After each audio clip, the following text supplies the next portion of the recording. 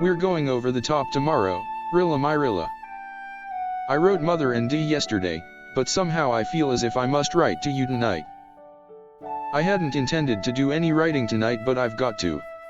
It's late on me to write to you tonight, you, sister and chum of mine. There are some things I want to say before tomorrow. You and Ingleside seem strangely near me tonight. It's the first time I've felt this since I came. Always home has seemed so far away, so hopelessly far away from this hideous welter of filth and blood. But tonight it is quite close to me. It seems to me I can almost see you, hear you speak. And I can see the moonlight shining white and still on the old hills of home. It has seemed to me ever since I came here that it was impossible that there could be calm, gentle nights and unshuttered moonlight anywhere in the world. But tonight somehow, all the beautiful things I have always loved seem to have become possible again, and this is good, and makes me feel a deep, certain, exquisite happiness. It must be autumn at home now. Rilla, you know I've always had premonitions. And Rilla, last night I saw Piper again. I was doing sentry go and I saw him marching across no man's land from our trenches to the German trenches, the same tall shadowy form, piping weirdly, and behind him followed boys in khaki. Rilla, I tell you I saw him, it was no fancy, no illusion. I heard his music, and then he was gone. But I had seen him and I knew what it meant. I knew that I was among those who followed him. Rilla, the Piper will pipe me west tomorrow. I feel sure of this.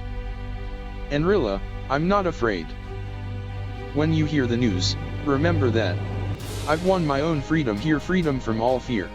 I shall never be afraid of anything again, not of death nor of life, if after all, I am to go on living. And life, I think, would be the harder of the two to face, for it could never be beautiful for me again. There would always be such horrible things to remember, things that would make life ugly and painful always for me. I could never forget them. But whether it's life or death, I'm not afraid, Rilla my Rilla, and I am not sorry that I came. I'm satisfied. I'll never write the poems I once dreamed of writing, but I've helped to make Canada safe for the poets of the future, for the workers of the future, and the dreamers, too, for if no man dreams, there will be nothing for the workers to fulfill the future. Not of Canada only, but of the world, when the red rain of Langmark and Verdun shall have brought forth a golden harvest, not in a year or two, as some foolishly think, but a generation later, when the seed sown now shall have had time to germinate and grow. Yes, I'm glad I came, Rilla. It isn't only the fate of the little sea-born island I love that is in the balance, nor of Canada nor of England. It's the fate of mankind. That is what we're fighting for. And we shall win, never for a moment doubt that, Rilla. For it isn't only the living who are fighting, the dead are fighting too. Such an army cannot be defeated. Is there laughter in your face yet, Rilla? I hope so. The world will need laughter and courage more than ever in the years that will come next. I don't want to preach, this isn't any time for it. But I just want to say something that may help you over the worst when you hear that I've gone west. I've a premonition about you, Rilla, as well as about myself. I think Ken will go back to you, and that there are long years of happiness for you by and by.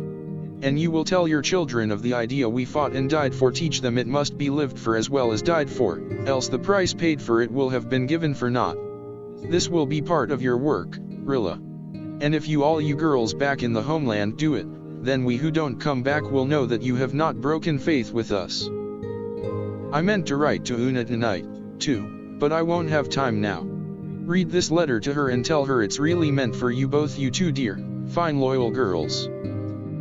Tomorrow, when we go over the top, I'll think of you both, of your laughter, Rilla my Rilla. And the steadfastness in Una's blue eyes, somehow I see those eyes very plainly tonight, too. Yes, you'll both keep faith, I'm sure of that, you and Una. Good night. We go over the top at dawn.